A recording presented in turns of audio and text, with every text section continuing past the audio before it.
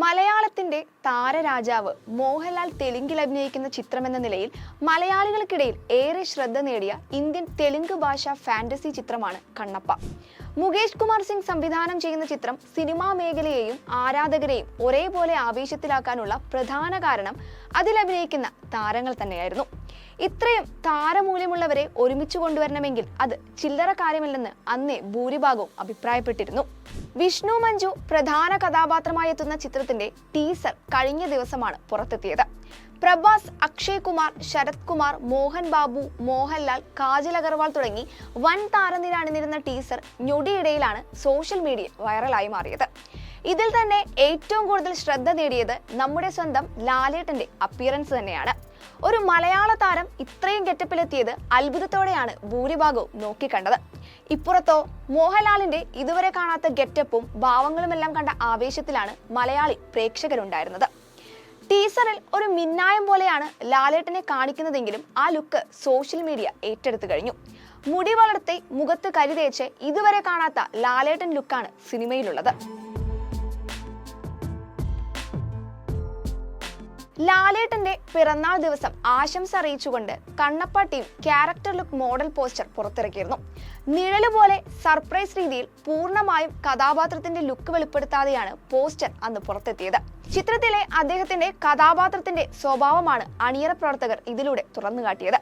അന്ന് തന്നെ ആരാധകർ ഒന്നടങ്കം പറഞ്ഞിരുന്നു വരാൻ പോകുന്നത് അതിഗംഭീര സംഭവമാണെന്ന്. ഇവയെല്ലാം ശരിവെച്ചുകൊണ്ടാണ് ഇപ്പോൾ ടീസറും പുറത്തെത്തിയിരിക്കുന്നത്. ഗസ്റ്റ് റോളിലാണ് നടൻ കണ്ണപ്പയിലെത്തുന്നത്.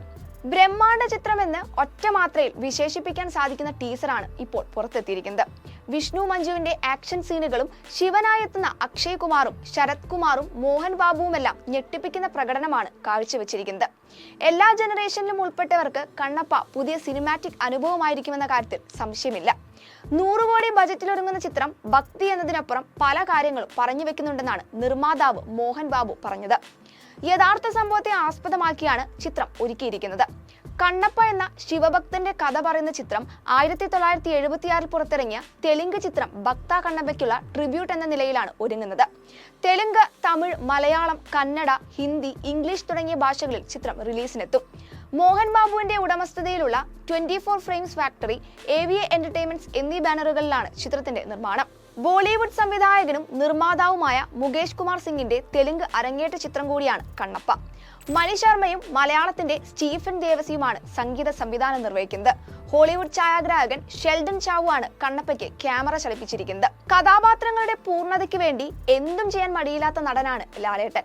അതിനായി 100% നൽകുന്ന അദ്ദേഹത്തിന് ഇതുപോലൊരു കഥാപാത്രവും അനായാസം ചെയ്യാൻ സാധിക്കുന്ന കാര്യത്തിൽ സംശയമില്ലെന്നാണ് ആരാധകർ പറയുന്നത്. 64 വയസ്സിലും സിനിമയും ടെലിവിഷൻ ഷോയും സ്റ്റേജ് ഷോകളുമായി ഓടി നടക്കുന്ന നടൻ ഇന്നും ആരാധകരെ അത്ഭുതപ്പെടുത്തിക്കൊണ്ടിരിക്കുകയാണ്. വരാൻ പോകുന്ന കണ്ണപ്പയിലെ കഥാപാത്രവും അത്തരത്തിലൊന്നായിരിക്കുമെന്ന കാര്യത്തിൽ സംശയമില്ല.